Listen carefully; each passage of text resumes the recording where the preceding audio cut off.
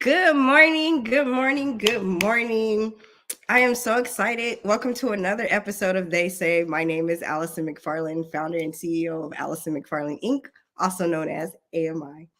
I am just so excited to be here today and just have this conversation about the art of branding. And this gentleman needs no introduction. He is my Yoda. He is somebody I admire. He is someone that I can pick up the phone and be like, Chris, the world is falling apart. Help me figure it out. I'm just grateful for him. I'm grateful for him willing to share his knowledge with us. The importance of They Say. I often get people asking me, well, Allison, what is the point of They Say? Why do you have that? The importance of it is us having a seat at the table with people we normally wouldn't have access to.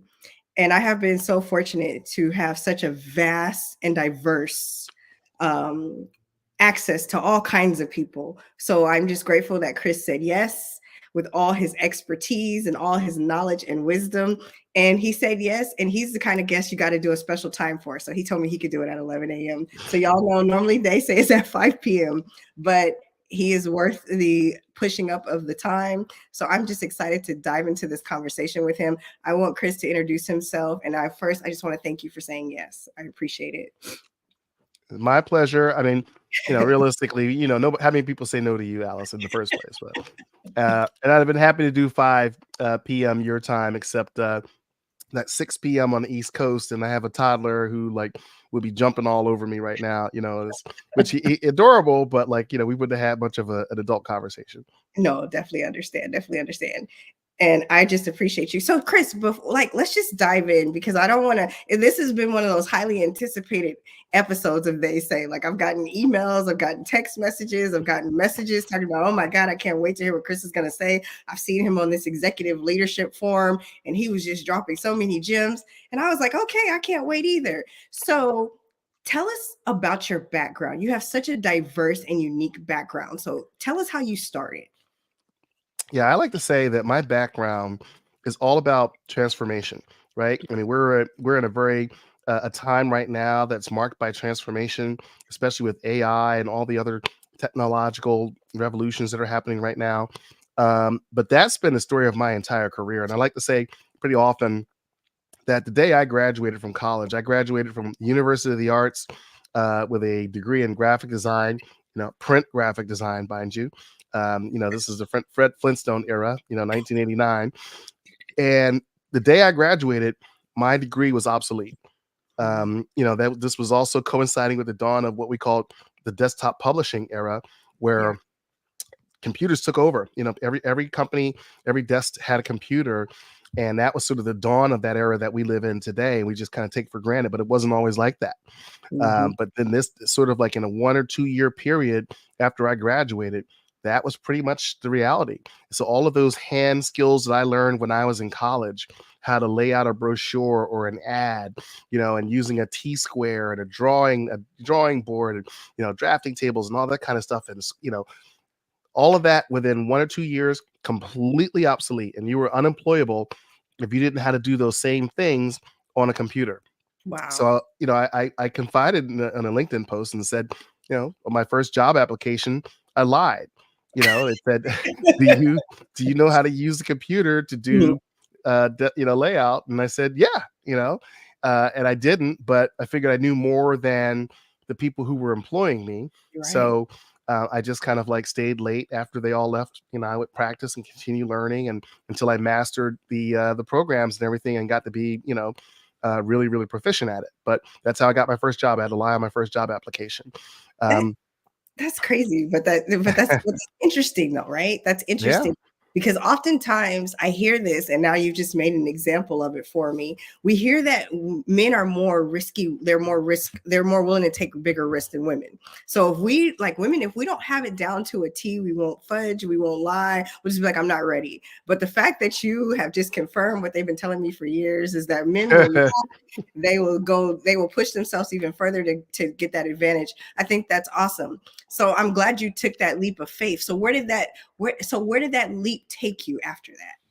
And I just want to clarify, I do not recommend lying on your job application. I do not recommend lying about your capabilities, but times are tough. This was post, after the Black Monday, Yeah. for the stock market crash, times are hard. So brother had to do what brother had to do. Love In it. any event, where did that land me? I got my first job at a small marketing agency Mhm. in New York City. And, I just was relentless. I said, look, I'm going to do whatever I have to do to make this work. So, in addition to learning how to use a computer, um, I also, since I was low man on the totem pole, I had to answer the phones because we didn't have a receptionist. Wow. So I became the receptionist. So rather than sort of be like, man, this ain't my job, this ain't, but I, graduated and got, a degree to come in. I got a degree. I don't have to be answering no phones. Right. I was like, all right, bet I'm a like, you know, I'm gonna own this. Mhm. So I really kind of like dove right into it and poured myself into the responsibilities. So much so that we had a meeting with a client one day. So we go in the conference room. I'm in there too. And the client leans over to my boss and says, hey, where's that nice gentleman, the receptionist who answers the phones, who's always so helpful and so professional? And she's like, well, that's him right there. He's our junior designer. His name is Chris. you know, so, I thought that was interesting in a sense that like it was a small task Mhm. that, but it wasn't, I didn't look at it as a small task. I looked at it as something that I could own and sort of a way for me to kind of just shine in the office. Yeah. And as a result, I learned that like, look, I was the first entry point to the experience that people had, you Mhm. know, when they contacted our firm, right? That's Because back in those days, this is pre-email and all that kind of Yep. stuff, right? So you pick up the phone, you call, and so that if you had a rude person who was answering phones or whatever, somebody who really didn't care, put much thought into it, Mhm. that became your impression of the firm. You talk about branding, right? Yep. That was your firm's branding. Right. So even back then, that was an aha moment, right? So learned a lot of great lessons along the way, and then a few years later, the internet started to become this internet thing, Yeah. started to become really important, and the dot-com boom started to really kind of percolate. And similarly to before, I said, okay, you know what?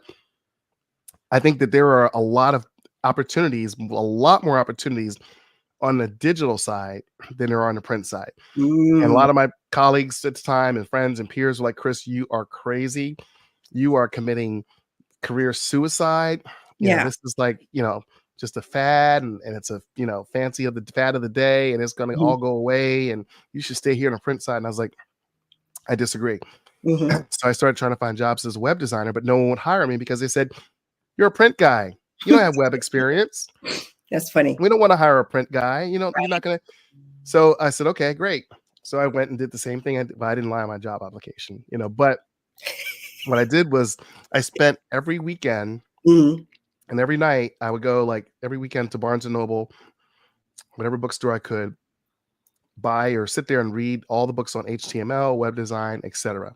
Okay. Right. So that and then after about 2 years, and I would do free projects for folks just to build up my portfolio of work.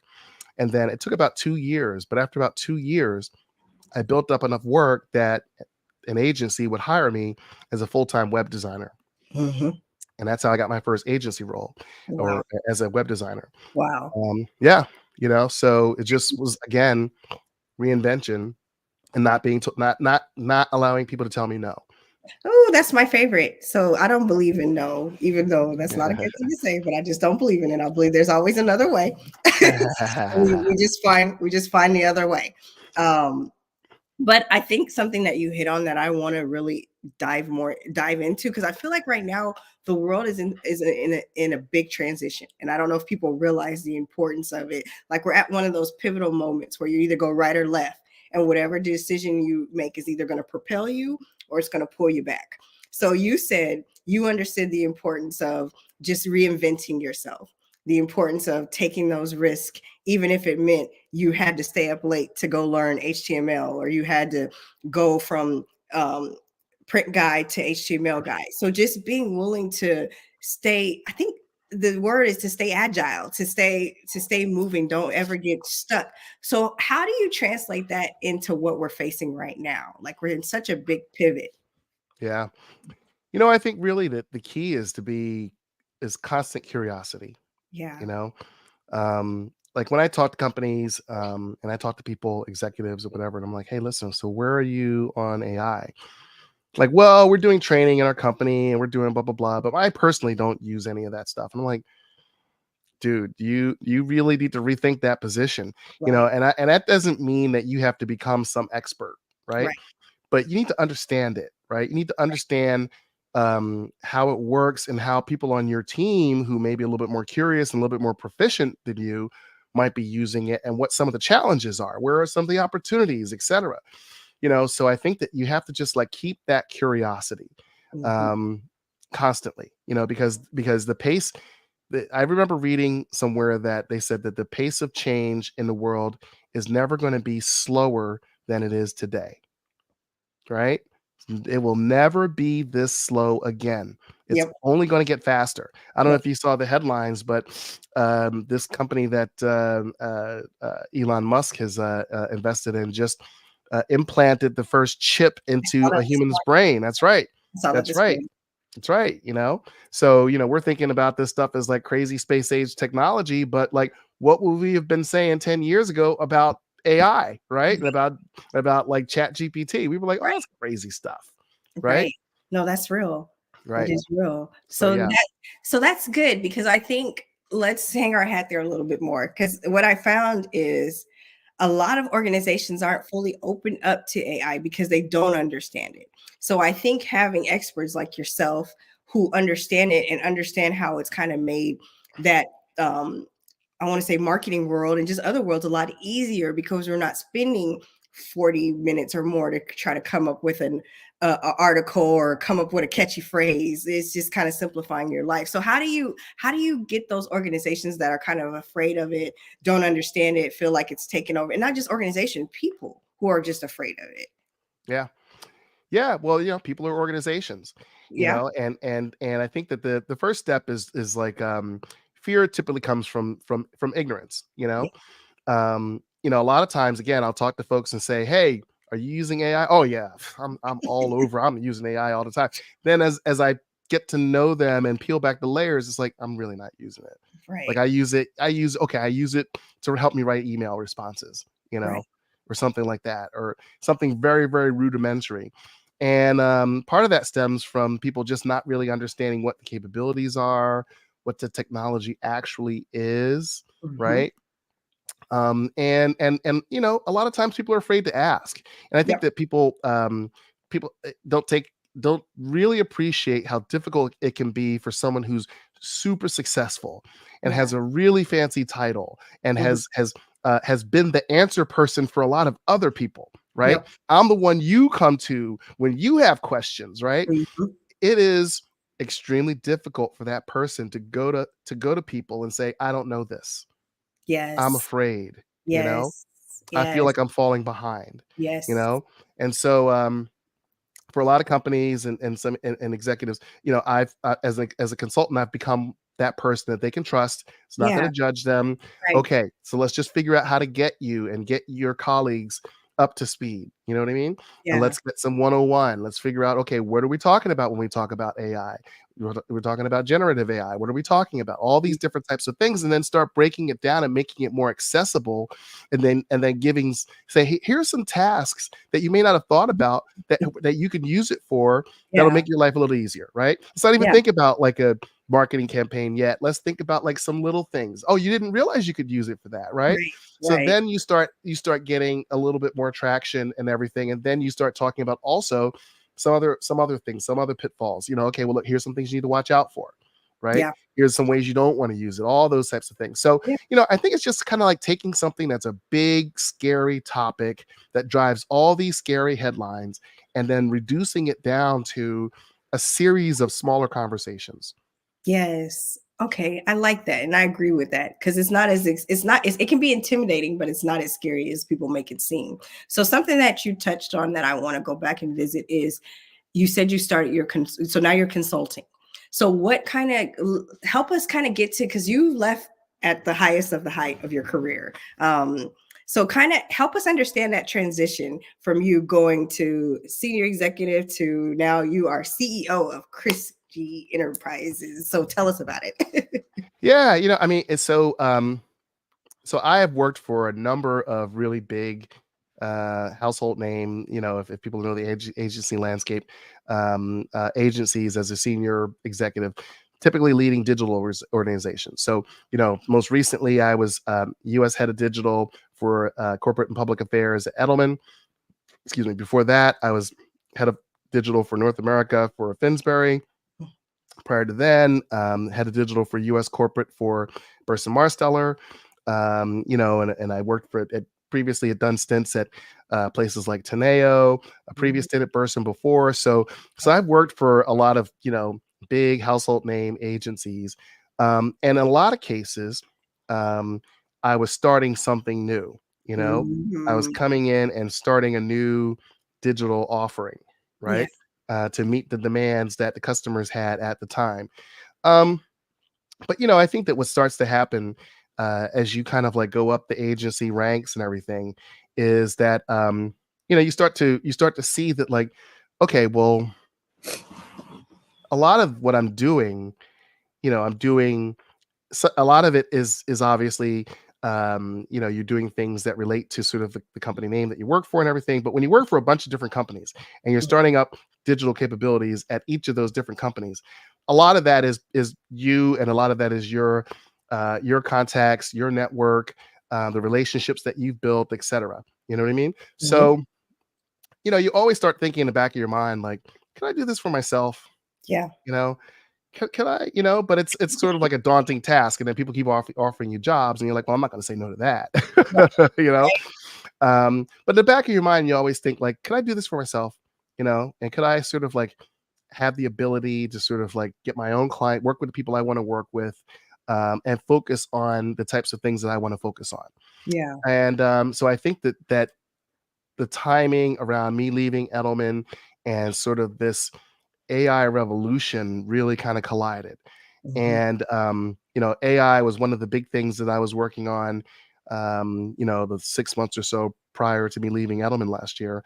Wow. So it really kind of like it was something that there you could just see was just an escalating need for in the Yeah. marketplace. Yeah. So it was interesting because after I left Edelman, that really that need never stopped. Um, and people never stopped reaching out to me saying, "Hey, listen, this is something that we still need you to help us out." I mean, no, you're not at Edelman anymore, but can you still help us?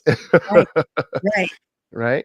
So that speaks to your personal brand to me, right? Like you've cultivated this brand that even after you leave these big conglomerates and these big corporations, people are still looking for the individual to do business with. So kind of walk us through that, Chris, because that speaks to why you're Yoda, but it also speaks to why you're just really great at what you do, because you have been able to pivot and just really cultivate your brand to be that go-to guy. Well, I think that this is why the conversation about personal brand is so important. Mhm. Because even if you're an executive at a big agency with a big name, right? People still want to do business with individuals, right? They will, and I've seen this happen many times where a company, a big brand will hire an agency and say, okay, well, we want that person on my team. I've seen that person in an article. I saw them on a panel and they seem really smart. I want them on my account. You Mhm. know what I mean? Mhm. So, personal brand is really important. I think it's critical for people who you may be working at a big brand or whatever. Don't let your don't sort of like let your brand be engulfed by the brand that you work for, right? Amen.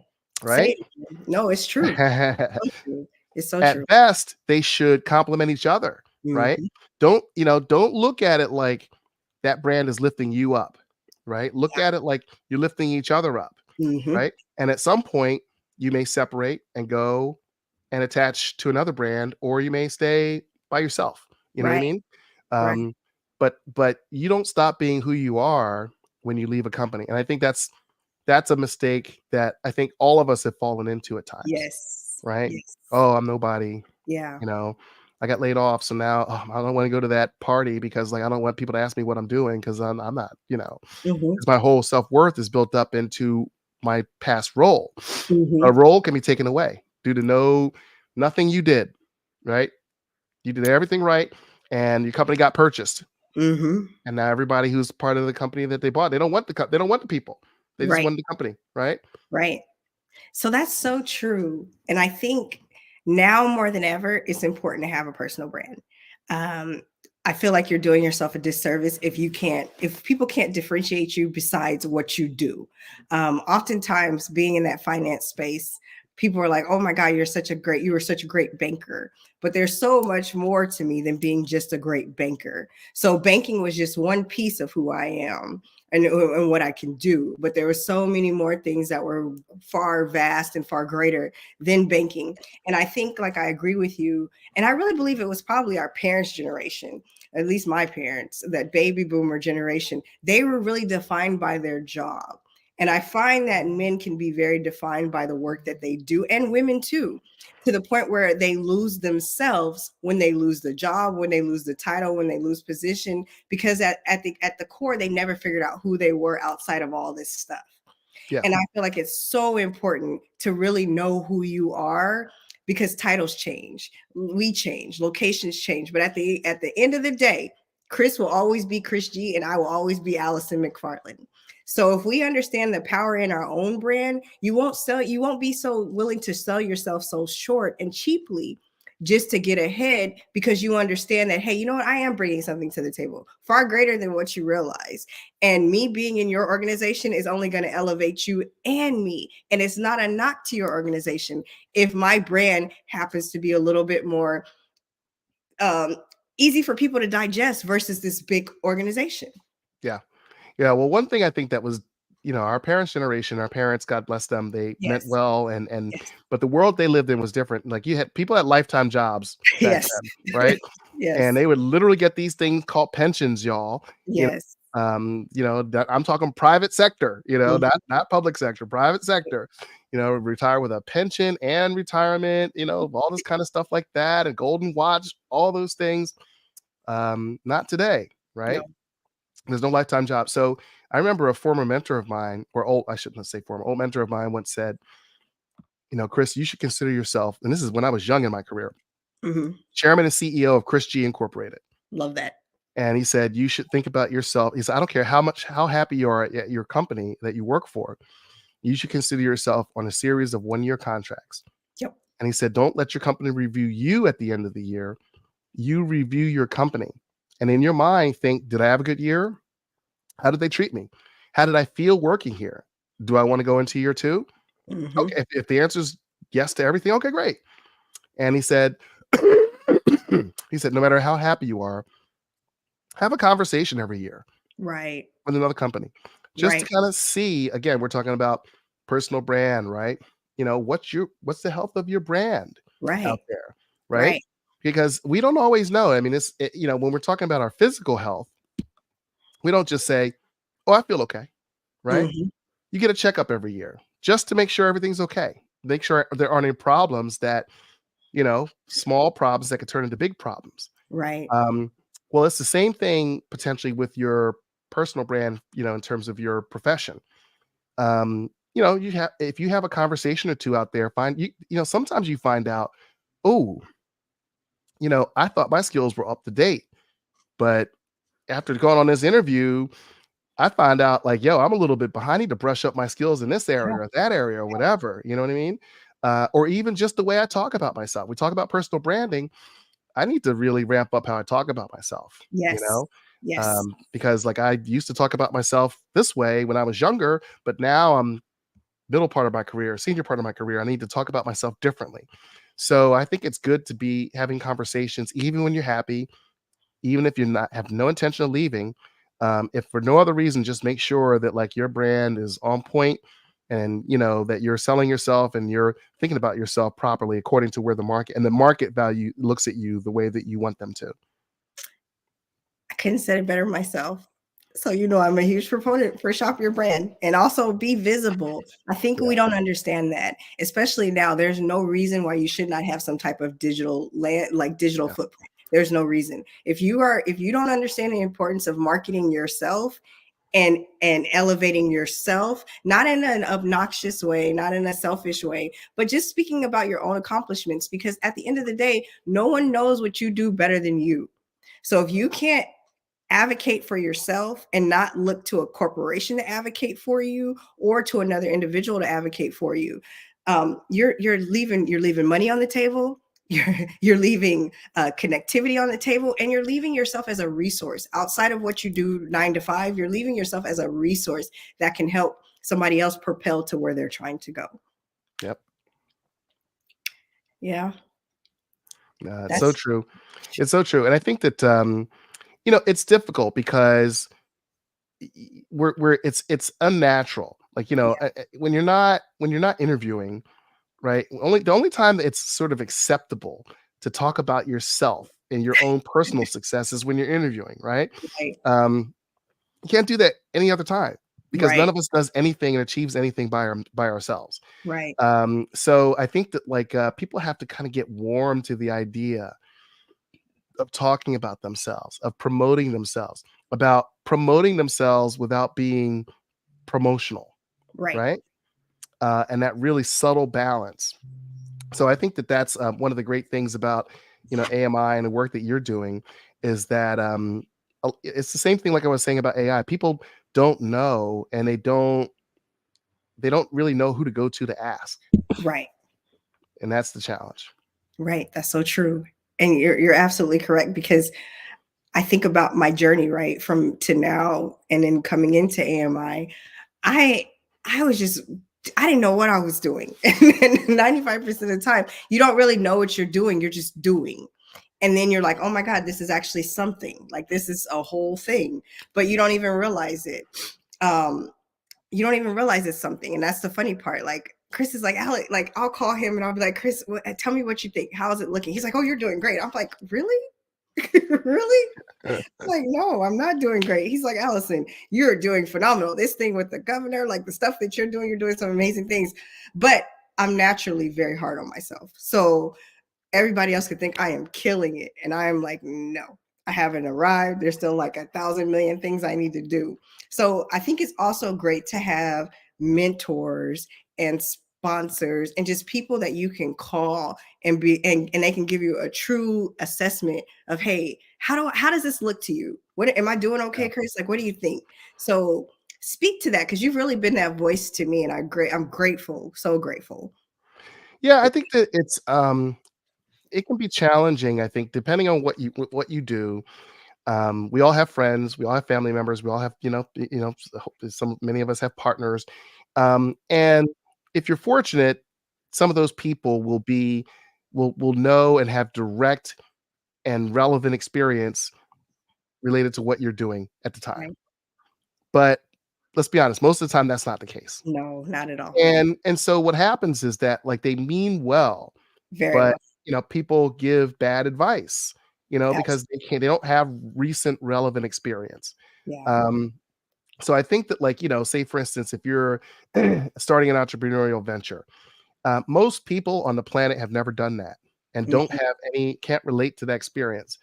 So it's tough when you're talking to a friend, a brother, sister who's had the same job for 15 years. It's tough to talk to them and be able to kind of get good advice about like, hey, my first 6 months as an entrepreneur, and here's some of the challenges I'm facing. They're like, just go get a job, Right. right? Right. So I think you've got to surround yourself with people. You've almost kind of like have to create a personal board of directors, Yes. right? Yes. Of people that you can just go to, Yes. go to for advice, go to build you back up, go to for connections, to open doors, etc. You know what I mean? Each person can occupy a different space, or some people can duplicate space, whatever. But the point is that you've got to have that ecosystem around you, especially if you're an entrepreneur, because that is such a difficult road.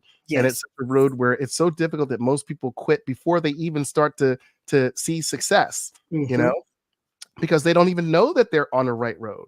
And they Right. don't have people around them that can tell you, "Hey, look, you are months away from success.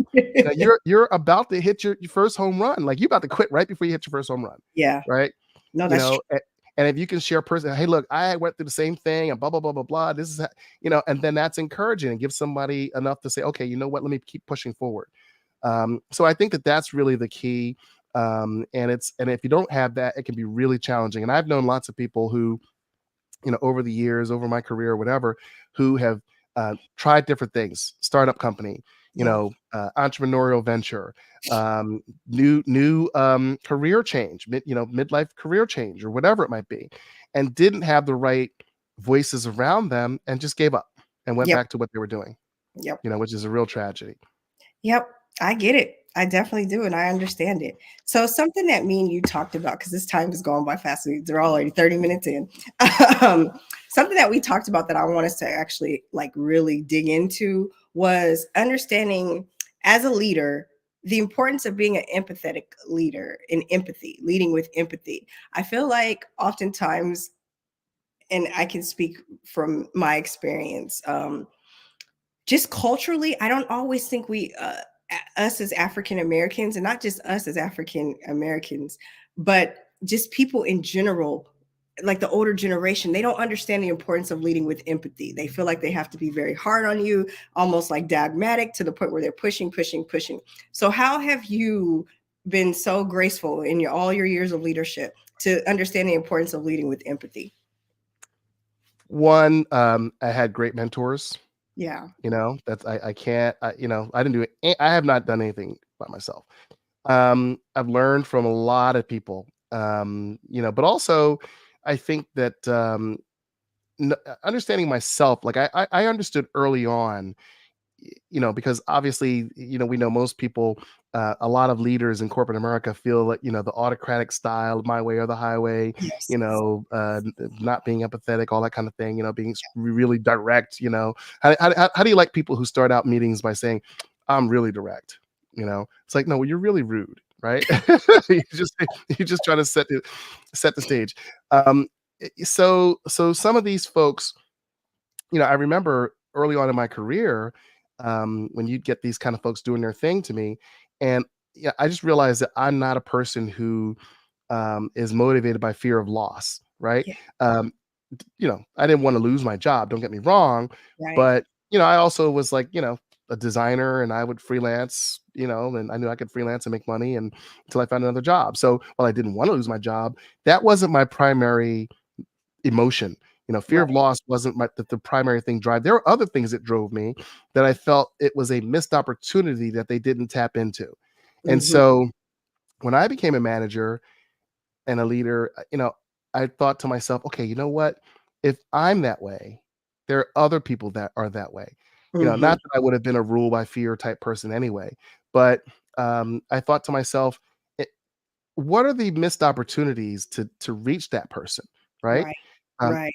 Some people just need to be needed, right? You Right. can yell at them all you want, they don't care. They're not Mm-mm. motivated by that. But if you They- say, Allison, I really need you. I need your help. I can't do this without you. They'll be like, what do you need? Right? And you Mhm. got them. Like, you got me. You got me, Right. right? So just really figuring out how to tap into different people who have different personalities. You can't just play the same note all the time. Right. Um, but then also, the other thing I found out, and again, just playing from my own personal experience, the people, the managers that I had who actually cared about me, Yeah. right? Gave a crap. I remember there was that same first agency that hired me as a web designer. Uh-huh. I remember it was my birthday. We had this big deadline, right? And it was my birthday. Happened to be my birthday. And so I thought we were going to get out of the office and celebrate my birthday with some friends. And a bunch of stuff happened with the client, and it turned out we were going to have to order in Chinese and stay late. And, I wasn't going to get to do my birthday plans. So Yeah. I'm disappointed. I say to my boss, who was like the big boss at the office at the time, it's like, all right, fine. It's my birthday. And he's like, I didn't realize it's your birthday. And I Oh. was like, yeah, it's my birthday. And I was going to go do some stuff with some friends or whatever. And so he, like, you know, I couldn't leave. We had to finish out, this campaign and everything.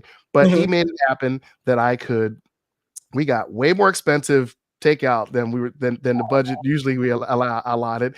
And he sent me home in a car service, and I didn't go home. I met up with some friends at the bar, and did the Yeah.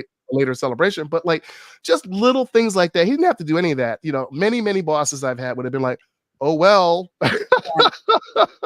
too No, bad, so sad. Go ahead and get the stuff right. done, buddy. But he just cared, and he showed a little bit of generosity, that didn't mean a whole lot to him, but meant a lot to me. And so I thought to myself, okay, you know what? Little gestures matter, Yes. right? And caring, showing that Yeah. you care matters. Yeah. And we ran through a wall for him, right? We ran through a wall for him. We stayed late. Yep. We went above and beyond. We didn't just check the box and get it done. And that just showed me that, like, rather than being the yeller and the screamer, someone who has empathy and cares and just is willing to show little acts of kindness gets people to do a lot more. You said a mouthful there, and something I want to kind of rest on is the fact that the importance, like those little gestures, and I think about that even with my experience in the financial world. I still to this day am like great friends with one of my leaders who was my boss maybe like 10 years ago. But because of how she embraced me, because of how she taught me before, because of how she talked to me, the feedback that she gave me, it's invaluable. Like it has no value. That's why if she calls me today, I'll still do it. Even if it's nothing that I can do or say, that's the type of leader that if she was to call me right now and be like, Alice, I need A, B, C, D, we'll figure it out, because her leadership is something I emulate, but it's also something I cherish because I've had also bad leaders. And with bad leaders, those are things you learn what not to do. And I tell you, toxic leaders and not understanding the importance of emotional intelligence, the importance of leading each individual as an individual, not one size fits all. And I often feel like people don't understand the importance of really trying to connect, especially in this virtual world, really try to connect deeper and getting to know that person beyond the surface so you can figure out what makes them perform, either if they're motivated by money, if they're motivated by their family, if they're motivated by a need. But taking the time to really figure out what motivates them instead of just this being very dogmatic and this is the way and there's no other way, and if you don't do it this way, you're out the door. You're going to lose people. And we're definitely in a time where people have a lot of options when it comes to employment. You do not have to stay in a toxic environment like my parents did or your parents did. You can move around, especially if you have a strong personal brand. Yeah. No, you're right. I think that one thing that's really throwing the workforce, or I should say I guess the employment sort of landscape for a loop is the whole gig economy. Mhm. Um, and the growth of companies that sort of employ, 1099 workers, has created a lot of avenues that didn't exist even 5-10 years ago. Right. So, we see these headlines with all of these layoffs, these companies doing all these layoffs, but we see unemployment numbers staying really low Yeah. historically. Yeah. And I think that's a big part of it, is that, people are able to say, hey, look, I want to live in New Mexico. I don't want to live in New York, but I can work with a, a New York based firm Right. or an LA based firm, and I don't have to pay the high cost of living to live in LA or whatever it might be. So, I think that it just has leveled the playing field in a lot of areas, and created employment opportunities that sort of like, work for both sides. Yep. These companies don't have to carry a lot of overhead, Yep. and the workers have a lot of flexibility in terms of who they work with, like, as many companies that they want to work with, and then also being hybrid Yep. or remote, right? Yep. So I think you're right. I think that that's another change, and I know that companies I've worked for in the past have noted a shift in worker behavior, Mhm. and I think that there's probably a lot of consternation about it, Yeah. especially when you look at the headlines of all of these not so successful return to office mandates and these office buildings that are 30% full. Yeah. So yeah, I think that we're only going to see more I do too. of that, and I think that you're right. Leadership has to change. Oh, definitely. If you want your people to stay. So let's speak on that, because that's something that's a nice little segue. Look at you. You're so smooth. That's a nice little segue into understanding the importance of evolving as a leader, and understanding the culture, not taking your dogmatic ways, or your this is me, take me as I am ways, but understanding the importance of even being either in the West Coast, from the East Coast, from the South to the West, just understanding the dynamics of the different regions. So speak to that, please, Chris. Help the people. Yeah. Well, no. I'm sorry about that. I think there are a lot of hidden challenges there. Yeah. I've worked with, like, companies all over all over the world, really. Right. Lots of different cultures, Right. and it can be challenging. I mean, extremely challenging. um, I remember a previous company I worked for, and we won an account with a big household name brand based in the Midwest, Wow. right? And so I remember, um, one of the things that was interesting was that the people there were so nice. Hmm. They were so friendly, they were so nice, so collegial, the culture and everything. And we had to sort of right size our team because we had some, type A, New York City, East Coast, abrasive, dropping F bombs type of folks who were great. But the people who ran the account on the client side let us know, like, yeah, you don't need to bring that person to our meetings, or Yeah. you don't need to bring them out here, fly them out here. Yeah. And it's funny because one of the people they said not to bring was the leader of the firm that I was working for at the time. Yeah, they did not want to see him anymore. Oh, wow. Yeah, so I mean, so just cultural fit is really a challenge, and sometimes I think that, like, you've got to, it's helpful if you have some help, but I think after you've been around for a while, you can start to kind of like see cultural dynamics. Yeah. You can kind of start to kind of right size how you moderate your tone. I know that some of those companies like to see us a lot more than others. Yeah. Um, so we had a lot more trips. Face to face time was much more valued by those guys. Um, so you have to be able to kind of morph to fit. Um, I think that also one of the biggest challenges in terms of leadership styles and culture that's happening right now in the workforce is we have a lot of dimensions. I mean, generations in the workforce right now. We've got everybody from boomers to Wow. um, you know, X, millennials, and I guess old Gen Zers. Um, in the workforce. And so that creates a lot of tension. And there are a lot of books, and there are a lot of consultants in the workforce who are helping companies manage just the communication style challenges, the feedback style challenges, right? So just to illustrate what I'm talking about, if if you're from Generation X, right? You were taught, go to work, do your job, keep your head down, Hmm. right?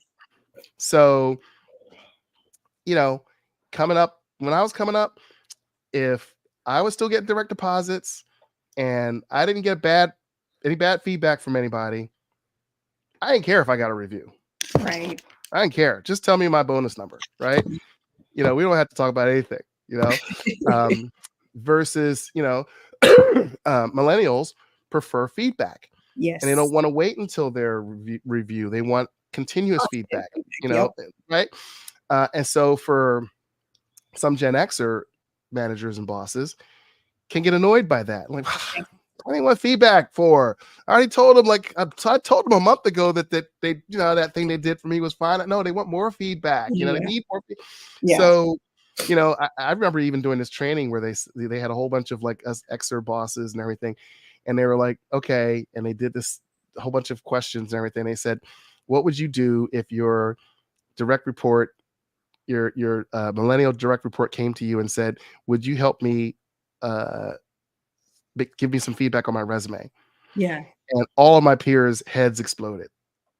I think I was the only one in the room who wasn't like, okay, well, but they're all like, no way, that's out of it. No, you can't bring me your resume. Come on, because we came from Yeah. a different time. Yeah. So just understanding the different needs and different communication styles.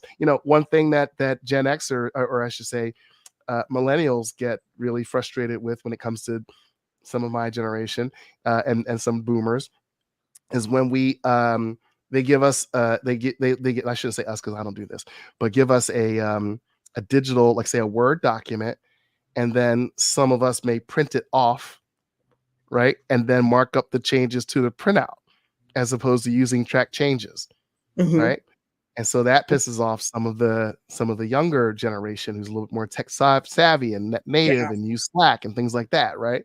Yep. So, but that's difference of communication styles, difference of working styles, and difference of values in terms of what the values that we hold as employees, right? Yeah. Um, with a lot of older workers, face time is a value, right? Yes. Because we were taught that, like, you don't leave before your boss leaves, Right. right? Versus younger workers are like, all right, well, my work is done, and y'all really not paying me all that much money. You're not paying me to be here all night, so Yeah. I'm out of here. I'm going. Some of them like, I got to get to my second job. I got 5 roommates. Right. So That's just funny different that you said. values. Yeah, Yeah. And you know. I think that's a funny thing, but I think it's a true thing. I think of myself, right? That's why I'm like, Chris, how do I look? How does this look? Because I'm big on feedback. I feel like I live in that space. I don't ever want to think that I've arrived or that I've made it. So I have those buffers of people to give me constant feedback that I trust, who have done it at a high level, and I know that what they're telling me is the truth. So my thing is, I just got to make sure I trust what you're saying before I allow you to give me feedback, because I got to know that you've achieved it. You understand what I'm saying? So I'm very selective on who I allow to give me feedback, but I'm open to it. But Right. and I think that was probably the biggest thing for that baby boomer, Gen X, and the millennial. Yes, you got 3 different generations in the workforce, and trying to help with emotional intelligence, with leadership development. And I think you talked about this when I was on your podcast. I think one of the biggest things that corporations have gotten away from is those continuing educations on professional development in person, and just holding people accountable to actually do them. Because, man, people don't leave companies, they leave people that they don't like. They could love the company, but they have horrible leadership. It's true. No, Mhm. it's true. I think that, like, that sadly that has gone by the wayside. Yeah. But coming back to your when you talk about your people that you trust to give you feedback, Uh-huh. think about it. If you had a boss, right, who, let's say they're a Gen Xer or a boomer, and in their mind, feedback is usually negative, Yeah. right? All Yeah. right. So in their mind, you did a good job, so I don't have any feedback. Mhm. And you're thinking, "Ah, I want to know, like, how this could be. I want to be How to be great. better. Yeah. Right? So how could this be better?" And I'm sitting like, and I'm the Xer or boomer, and I'm thinking, yeah, no, it was fine. Yeah, she did I don't great. have feedback for you. And Yeah, so there's that tension right there. I'm not getting what I need from Chris. And yeah. I'm like, why is she bugging me? Right. Right? Right. So that becomes the tension in the workforce. Neither person is wrong, Right. right? But they just have different styles, and their concept of feedback is different, right? Because when I was your age, if nobody told me nothing and I was still getting paid, I'm good. That was Right. my feedback. Direct deposit was my feedback, right? So I'm good. And Yeah. if I get called into my boss's office, that's not good. He's usually not going to be telling me I did a great job. Sometimes, but for the most part, no, right? So it's just that sort of difference of that tension right there. Yeah. I think that, like, but I think, coming back to, like, how do you morph your style? I think that you have to be willing. When I come back to that session that I mentioned with all my colleagues in there and everything, by the end of it, I think we got some of the people who were resistant, to sort of start to warm up a little bit. But I Yeah. think it's just being confronted with something that's different from how you were brought up, right? And Yeah. this is and listen, Allison, like, even think back to yourself as a parent, right? Mhm. There's, like, how I was raised, but It's different. right? How Yeah. but our kids don't grow up in the same world we grew up in, No, right? it's totally different. Right? Totally. Totally different. So Yeah. it's like how we were raised, we can't always just go off of, like, this is how I was raised. This is how I Right. was done when I was a kid. This is Right. what my mama told me. Right. Oh, yeah, no, because it's like, no, because it's some of the things that our parents told us definitely wouldn't work now, but there are things that would work now. But I wish I would tell my daughter some of the stuff that my parents told me. She'd probably be like, Why am I about to do that? And I'd be like, okay. But I think what's funny is it takes my dad to say this to me. I'm always his child. He says, Allison, you're always my child that asks why. He's like, you never just take people's answers. You just want to know why about everything. And so my daughter is the same way. So we'll be having these deep discussions and she'll be like, well, why, mom? Help, let that make sense. But I'm like, okay. So I don't get mad at her. I actually think it's kind of funny. But you do get what you get, right? So like, I understand now how my parents felt because she is the why queen. And I'm like, man, when my dad was saying that, I always ask why. I've definitely reaped the benefits of having a child that asks why about everything. Well, why are we doing this? Tell me why this makes sense. So why do you think we should do this? And it's also those keeping that level of respect, right? And I think that's often on both sides. And I think that's often that something even in parenting and professional life and even friendship, just keeping that level of respect on both sides and no one ever thinking that they're above someone else just because they might be a little bit older or they might have a little bit more experience. The kids still have something to say and I want to hear it. Yeah. Yeah, no, I think you're 100% right, and I'm sure your dad probably finds it really amusing as well. He's probably Oh sitting yeah. over there in the corner cracking up as he's watching this whole thing happen, right? Yeah, he thinks it's hilarious. He's like, there you go. That's how I feel. I'm like, you're such a bully. That's pretty funny. Wow, Chris. I'm just like overwhelmed because man, this was so good. So let me think. Where do I want to go now? So let's talk about leadership and transitioning. How one leader can come up, another leader can come down, and how oftentimes we're never at the top of the mountain the whole time, and we're not going to stay there. So can you speak to that a little bit more? Yeah, it's funny. I remember, I don't know if it was a TED Talk or some kind of speech or whatever, but there was this leader who talked about. I think he was like a secretary within the government or something like that, and he was saying that when he was the secretary, they flew him out to this conference, and so he flew first class. And when he got there was a driver to pick him up and they had his little name and everything. And and they took him, in his own car to the conference where they had, there's a little chair for him up front. And then of course, when he got up and spoke on the podium, his name placard and all these different accoutrements, and he got this pen as a giveaway and all this kind of stuff. And a porcelain, they gave him coffee out of a porcelain cup and everything, and all of these things, right? So then a few years later, he attended that same conference, but he was no longer, in that same commissioner or whatever it was role, right? Secretary role. So he flew. He said he flew there. Commercial, and there was no one waiting there.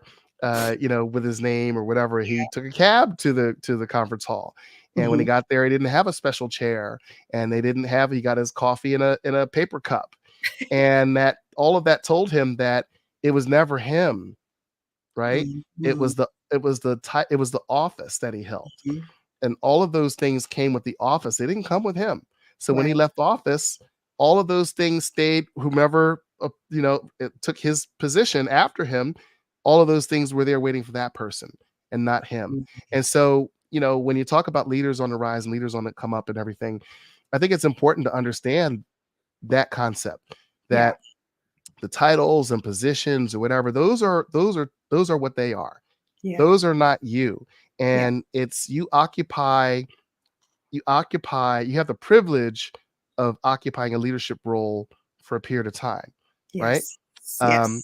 But you leave that role, right? Yes. And sometimes you leave the accoutrement, the fancy things and the perks that come with that role. But you don't stop being a leader, Right. right?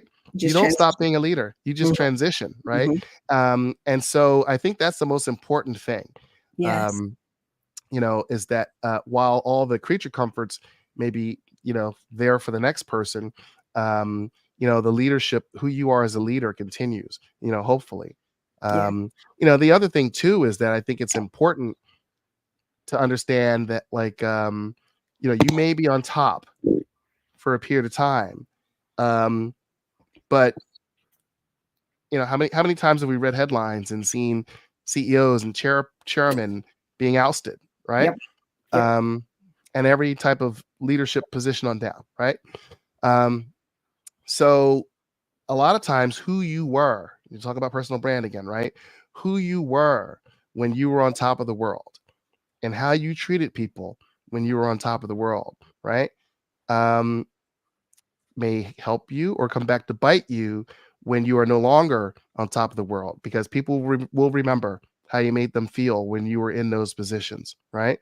Yes. Did you build people up, right? Did you empower people? Did you Yes. inspire people? Um, did you give people opportunities? Did you give credit, Yeah. right? Or did you hoard credit? Did you Yes. destroy people? Did you use other people's work for your personal gain, Mm, right? And did you create a toxic work environment? Did you create everything, make yourself the center of the universe, yeah. right? Depending on how you answer those questions, believe me, I don't care if you're a president of a country, president of the United States, whatever it might be, you will not be in that. You will not be on top forever, right? And when you're not, people will remember how you treated them, how you made them feel, and you have to be ready for. I think that people quickly figure out on which side they fall after they are no longer on top. Yep. That is so true. Man, you said a mouthful, but that is so true. So just to summarize that, just be careful how you treat people because you never know where someone's going to end up and you never know how long you're going to be on top. So one of my favorite questions to ask as we come to a close, and I want to make sure that you get all your information out because you're such a guru. What did they say that you couldn't do that you did? That's always my ending question for they say. Oh, it is. Oh, pretty much everything. Growing up in Philly, people were like, I said, I remember even in grade school, they're like, "Oh, what do you? I want to move to New York."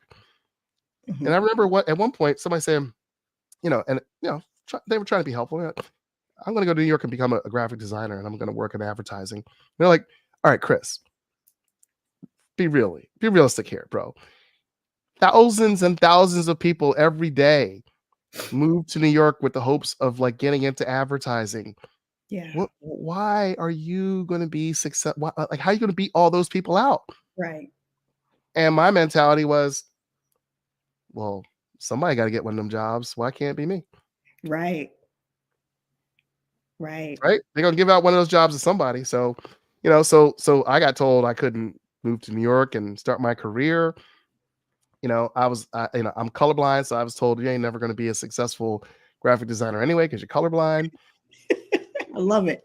Yeah, I was told all kinds of things I couldn't do, and I Wow. ended up doing pretty much all of them. Oh my God, Chris. Yay. This is why I call you, right? This is why you're my Yoda. I need as many people. I love people that are defying the odds, right? That regardless of what they say, you're still going forward.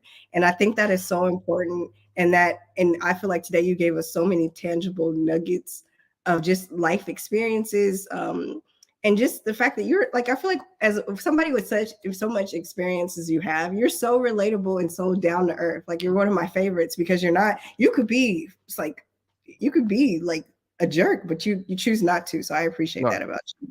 I Like don't I do. choose that. It's just not who I. It's not who I am. And it's funny. Just one quick point on that. I know we got to wrap it up soon, but like, sorry, there was a point where in my career where I worked in an organization where the jerks took over. Yeah. And I posted about this a couple weeks ago. Like, I thought like I might just be too nice to be successful here. Mm-hmm. And then but I wasn't going to be a jerk. I'm not a jerk. I wasn't going to be a jerk. I didn't know how to be a jerk. I didn't want to know how to be a jerk. I wouldn't feel good being a jerk. Right. And I just thought to myself, you know what? I'm gonna like be a nice guy and see how far this gets me. Right. And when I get to as far as I can go, then I'll just figure something else out. Mm-hmm. And then it just kept on not stopping my career from advancing. You know what I mean? Yeah. So, so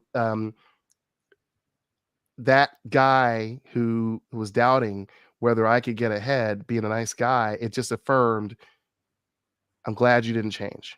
Right. I don't know if I could have changed, but I'm glad I didn't because I didn't have to. And I Right. was able to realize all of my career goals without having to become a jerk.